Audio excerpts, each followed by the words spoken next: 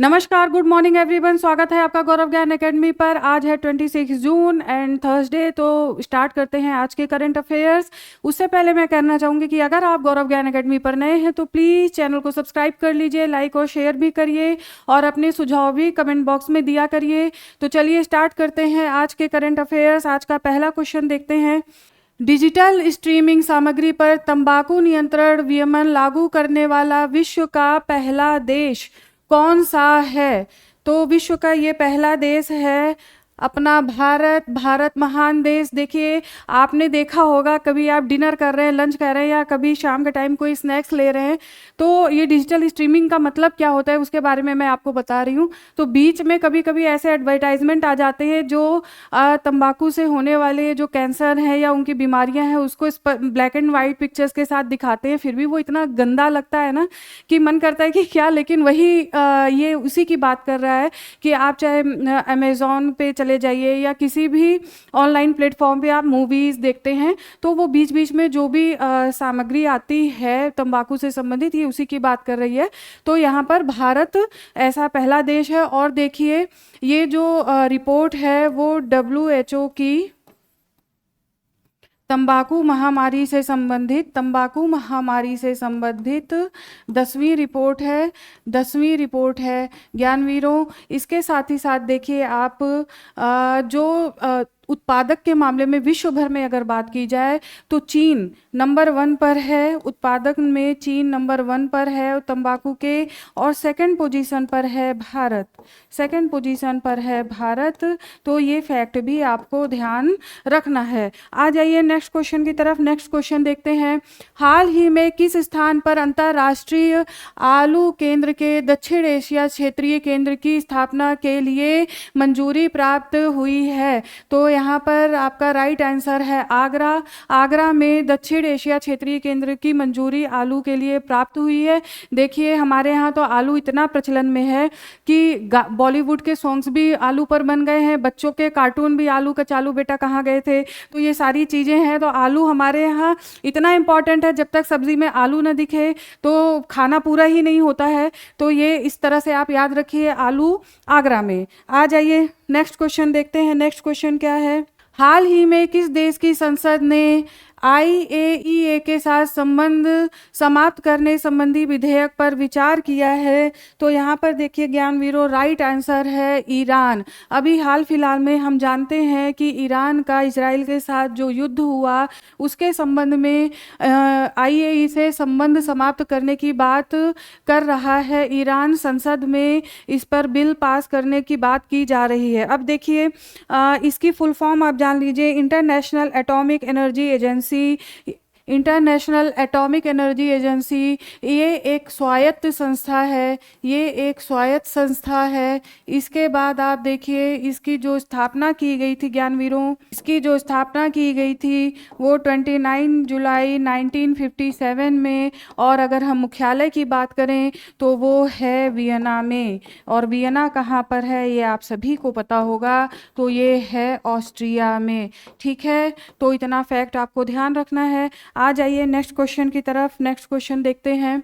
इफ्को किस देश में पहला विदेशी नैनो उर्वरक संयुक्त संयंत्र स्थापित करेगा संयुक्त रूप से? तो यहाँ पर राइट आंसर है आपका ब्राज़ील। ब्राज़ील में इफ्को के द्वारा एक नैनो उर्वरक संयंत्र स्थापित किया जाएगा। आ जाइए नेक्स्ट क्वेश्चन देखते हैं। भारत में अम्बुबाची का त्यौहार किस राज्य में मनाया जाता है? अम्बुबाची का त्यौहार मनाया जाता है ज्ञानवीरों असम में। ये मेनली मानसून काल में मनाया जाता है। और ये मनाया जाता है कामाख्या देवी मंदिर में ये फेस्टिवल मनाया जाता है।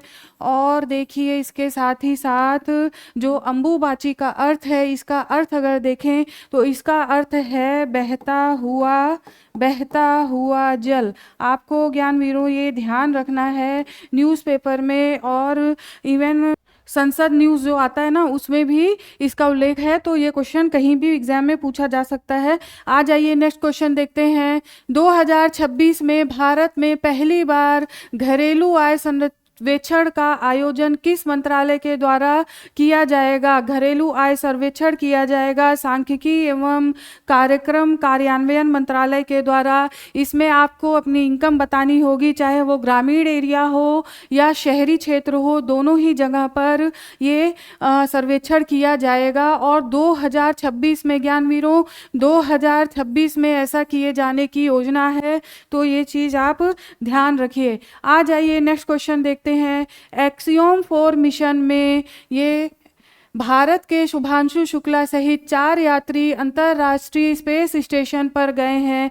अन्य 3 किस देश से संबंधित हैं? तो आपको ये भी पता होना चाहिए। तो ये संबंधित हैं अमेरिका, हंगरी और पोलैंड। और भारत के शुभांशु शुक्ला जिनका ये मिशन शुभ हो, है ना, हमारी तो यही कामना है शुभ मिशन के साथ वो वापस आएँ। तो देखिए जो अमेरिका की हैं, अमेरिका की पैगी विट्सन, अमेरिका की पैगी विट्सन, इन्होंने ही नेतृत्व किया है, इस मिशन का नेतृत्व कर रही हैं। पैगी विट्सन एक महिला हैं, इसलिए हो सकता है आपसे ये क्वेश्चन पूछ लिया जाए। पैगी विट्सन एक महिला हैं, नासा की एस्ट्रोनॉट है ये, ठीक है। इसके अलावा भारत के शुभांशु शुक्ला और देखिए हंगरी और पोलैंड, अमेरिका मैंने आपको बता ही दिया, तो इस पर आपको ध्यान रखना है। आ जाइए नेक्स्ट क्वेश्चन की तरफ आगे बढ़ते हैं। हाल ही में किस देश ने अपने क्षेत्र में पहली बार मिसाइल परीक्षण किया है? तो ज्ञानवीरों मिसाइल परीक्षण करने वाला देश है जापान। और इनकी अगर मिसाइल का नाम देखा जाए तो वो है टाइप 88 मिसाइल, टाइप 88। और ये मिसाइल, और ये जापान का अगर आप मैप देखेंगे तो उत्तरी द्वीप की तरफ, उत्तरी द्वीप है होकाइडो, आपको पता होना चाहिए होकाइडो ये द्वीप का नाम है। यहाँ से इस मिसाइल का परीक्षण किया गया है ज्ञानवीरों। इसके साथ ही साथ देखिए ये कम दूरी की मिसाइल है, ये कम दूरी की मिसाइल है और 40 किलोमीटर रेंज के साथ सतह से जहाज पर वार करने वाली ये मिसाइल है, जहाज पर वार करने वाली मिसाइल है। तो हो सकता है आपसे ये पूछ लिया जाए कि टाइप 88 मिसाइल किस देश से संबंधित है, तो आपको पता होना चाहिए कि ये जापान से संबंधित है, ठीक है ज्ञानवीरों। आ जाइए नेक्स्ट क्वेश्चन की तरफ आगे बढ़ते हैं।